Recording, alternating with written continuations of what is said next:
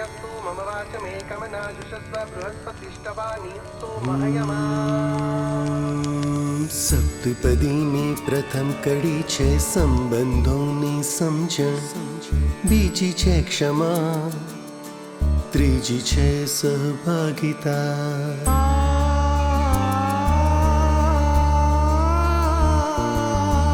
ચોથી કડી છે સુખની શોધ, પાંચમી છે ચાહત, છઠ્ઠી કડી છે આદર અને સાતમી અદ્વૈત.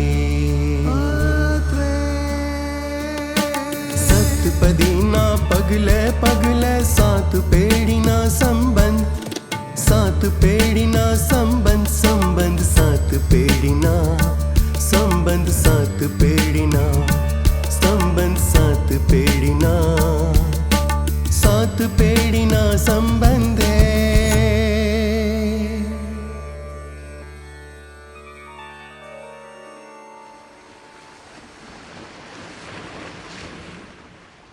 પ્રકરણ 20. સુગંધા, રોમી અને સમય સમાયરાના નિર્ણયો.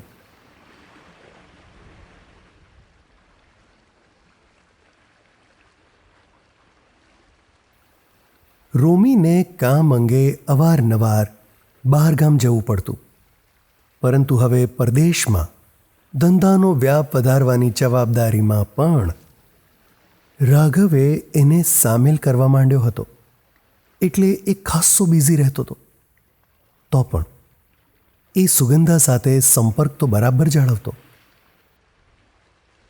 એણે સમજી વિચારીને નક્કી કરી જ લીધું કે હવે સુગંધાનો જવાબ લઈને સંબંધ પર લોકાચારની મોર મારી જ દેવી.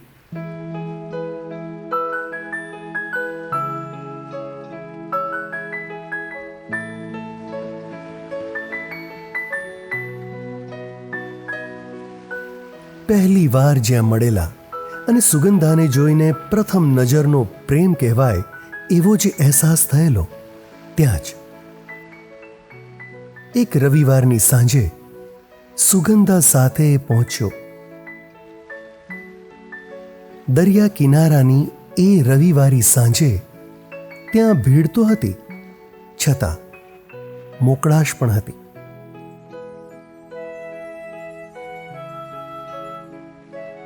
એણે નાળિયેરનો તરોપો લઈ 2 સ્ટ્રો લઈ સુગંધાને પૂછ્યું, શેર કરીશ કે બીજો લાવો? આજ સુધી તો દરેક વખતે એ 2 તરોપા લાવતો અને ક્યારેય એણે આમ પૂછ્યું નહોતું, એટલે સુગંધાને નવાઈ લાગવી જોઈતી હતી, પરંતુ ન લાગી. એ સમજી ગઈ, આજ તો રોમીની ખૂબી અને અલગ અંદાજ છે. આજે એ પોતાની ઈચ્છા પ્રગટ કરી રહ્યો છે, એટલે સામે એનો જવાબ લઈને જ જશે. સુગંધાએ હસીને કહ્યું, હા, એક જ ચાલશે, વિલ શેર. રોમી રોમેન્ટિક થઈને બોલ્યો, સો બેબી, હું સમજું કે યુ આર રેડી? સુગંધા સ્મિત કરતી બોલી, હા, રેડી.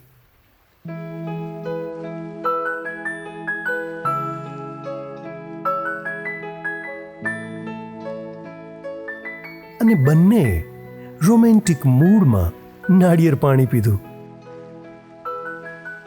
રોમીએ મલાઈ કડાવી પડ્યો એની સામે ધર્યો. બંને મલાઈની લિજ્જત માણી.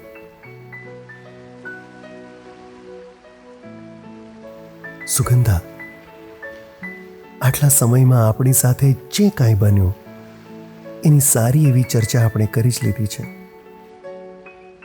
વારે ઘડીએ એક જ વાત પર ગૂંચવાઈએ નહીં અને આપણી હા જ છે. એટલે હવે આપણા વડીલોને પણ સામેલ કરી દઈએ. સુગંધા બોલી, હા, લોકાચાર તો કરવો જોઈએ.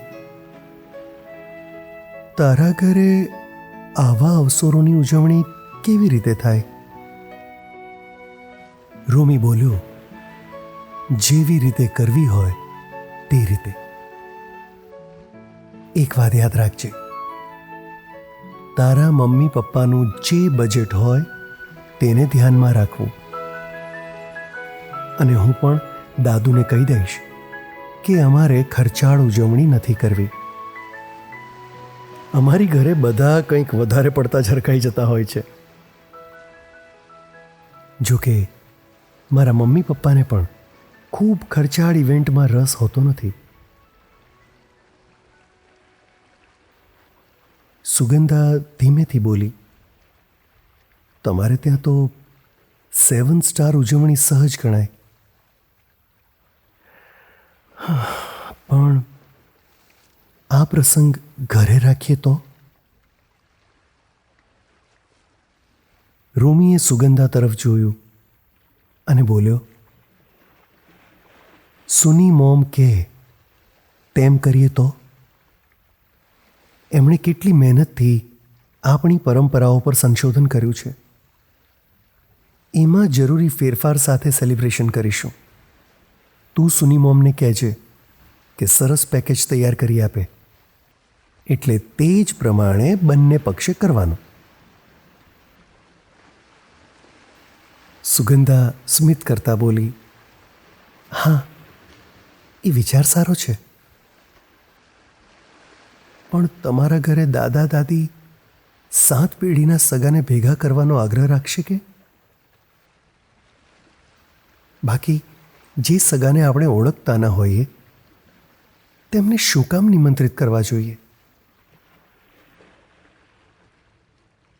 રોમી હસી પડ્યો અને બોલ્યો, એમને ઓળખી શકીએ એટલે જ તો પ્રસંગે ભેગા કરવાના. સુગંધા સ્મિત કરતી બોલી, એ વાત સાચી. રોમીએ યાદ કર્યું અને એણે સુગંધાને પૂછ્યું, સમાયરાનો પરિવાર આવી ગયો, તે વિશે કોઈ પ્રતિભાવ, મંતવ્ય? સુગંધા જવાબ આપતા બોલી, એમાં તો હાલ બધું સમયને આધીન થઈ ગયું છે. રોમી કે તું વધારે પડતી ફિકર ના કરીશ. એ તો સંજોગો પ્રમાણે જેમ કરવું પડશે તેમ કરીશું. છેવટે તો જેહના ભાગ્યમાં જે સમયે જે લખ્યું તેહને તે સમયે તે જ પહોંચે. આવું મારી દાદી કહે છે. સુગંધા હસી પડી અને તરત ગંભીર થઈને બોલી, લોકોના અનુભવો સાંભળું ત્યારે થાય, આપણા લોકાચારમાં આવી ગયેલી વધારે પડતી ઔપચારિકતા રોમાન્સનું બાષ્પીભવન કરી નાખે છે.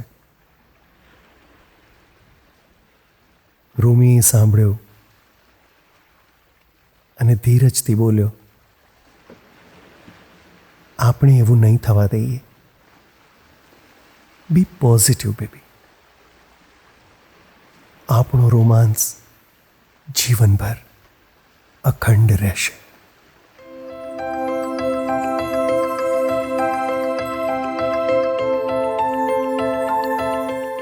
એ દિવસે રોમીએ અને સુગંધાએ પોતાની હાની જાણ પોતપોતાના પરિવારજનોને કરી દીધી. ત્યારે બંને ઘરે આનંદ લહેરાઈ ઉઠ્યો.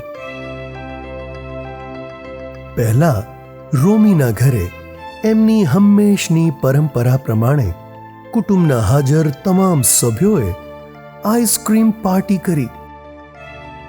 ત્યારે સુગંધા, જનક અને સુનયનાની હાજરી પણ હતી. દાદાને ફક્ત દાદી કે ઘરના નજીકના સભ્યો હાજર હોય તો જ તળબોલીમાં બોલવાનું ગમતું. એટલે આ સમયે તો એમણે શુદ્ધ ભાષામાં કહ્યું, હવે તમારી સાથે 7 પેઢીનો સંબંધ બંધાશે.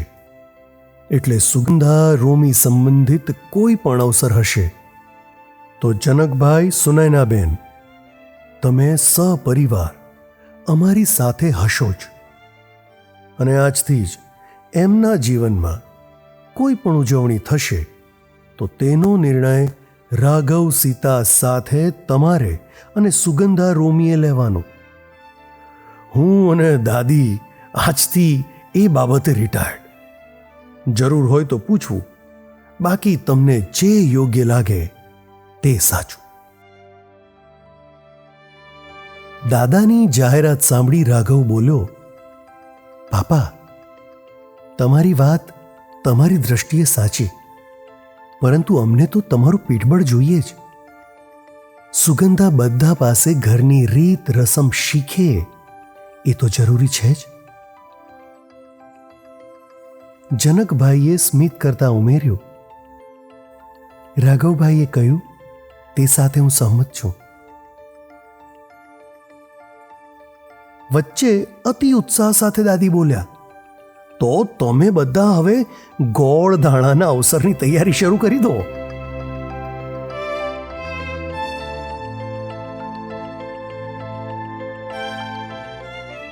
આમ સંમતિ સૂચક ચહેરે સૌ છૂટા પડ્યા.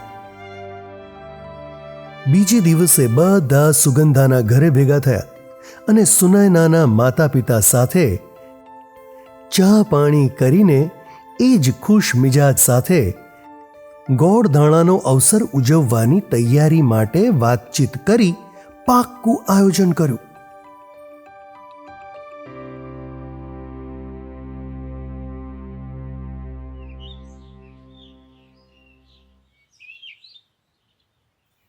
આ બાજુ સમાયરાને ત્યાં બાવાજી, અમ્મી અને સમાયરાએ ચર્ચા શરૂ કરી.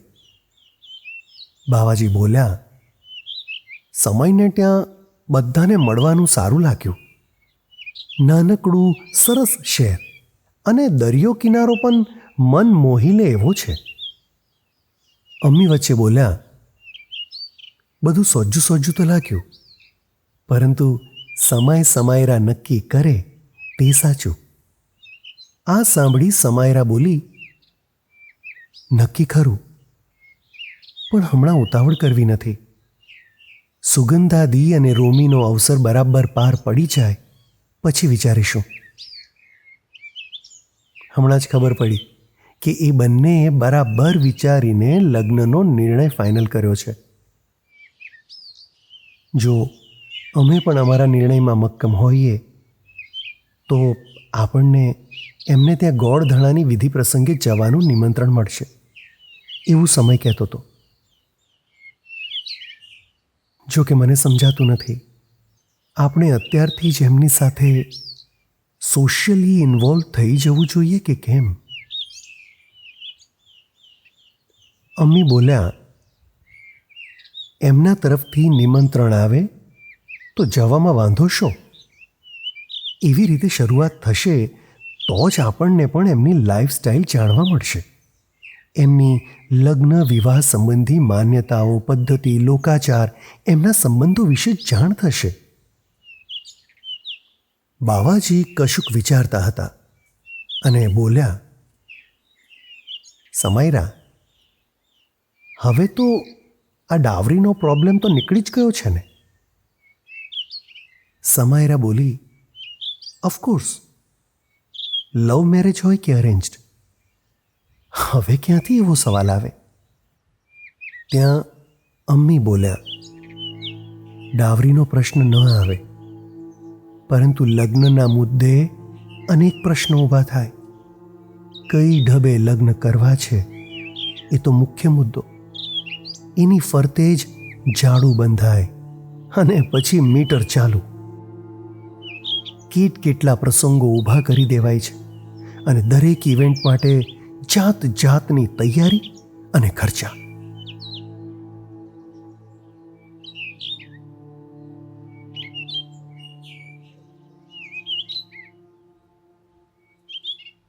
આ દરમિયાન સમય એમના ઘરે પ્રવેશ્યો અને સીધો વાતચીતમાં સામેલ થયો. અમ્મી, બાવાજી, તમે એ વિશે કોઈ ફિકર ના કરશો. આમ પણ હાલ તુરંત અમારો લગ્ન વિશે કોઈ પ્લાન નથી. રહી વાત એ કે અત્યારથી સામાજિક સંપર્કો શરૂ કરવા કે કેમ, તો એ નિર્ણય તમારે અને સમાયરાએ લેવાનો.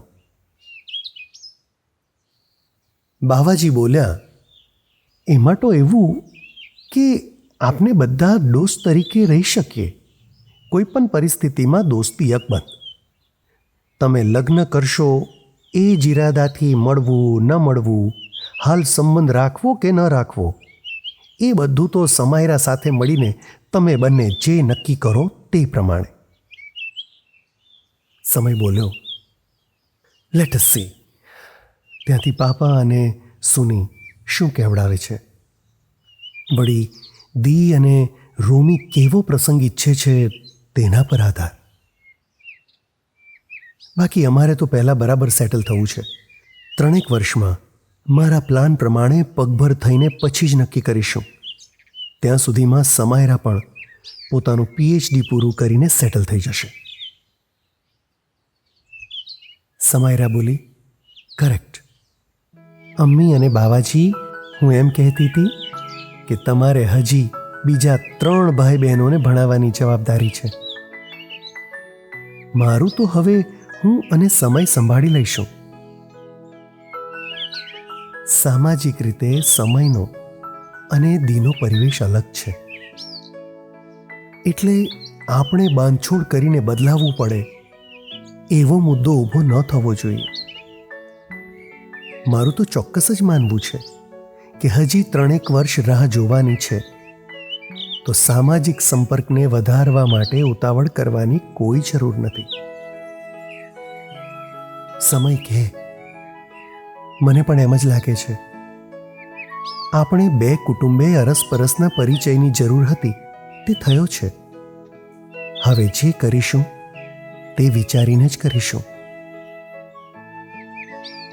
આ સાંભળી અમ્મી થોડા નિરાશ થયા અને બોલ્યા, પ્રજક્તા અને સોનું મોનું પાર્ટી સાટી અને એન્જોયમેન્ટના મૂડમાં આવીને કહેતા હતા કે સુગંધા દીદી અને રોમીભાઈના એન્ગેજમેન્ટ સેરેમનીની પાર્ટીઓમાં આપણને ઇન્વિટેશન મળશે કે?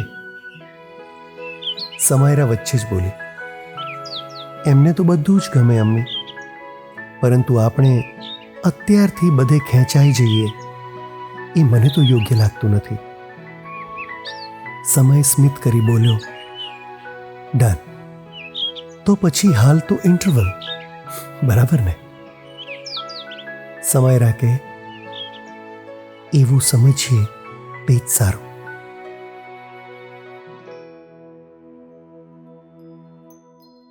આમ સુગંધા, રોમી અને સમય સમાયરાની ત્રિભેટે દેખાતી જિંદગીનું ચિત્ર સ્પષ્ટ થયું.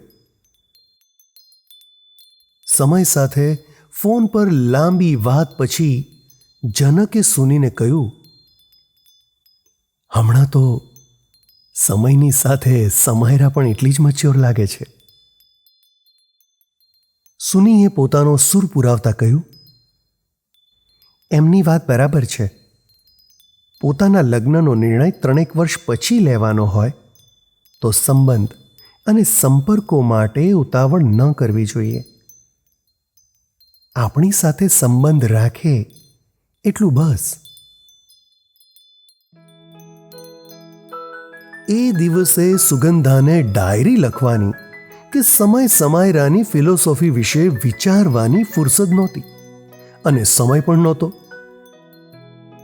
એને પોતાની નવી દુનિયાના ઉઘાડમાં મેઘધનુષી રંગો દેખાતા હતા અને એ પોતાની જાતની મસ્તીમાં ડૂબવા લાગી હતી.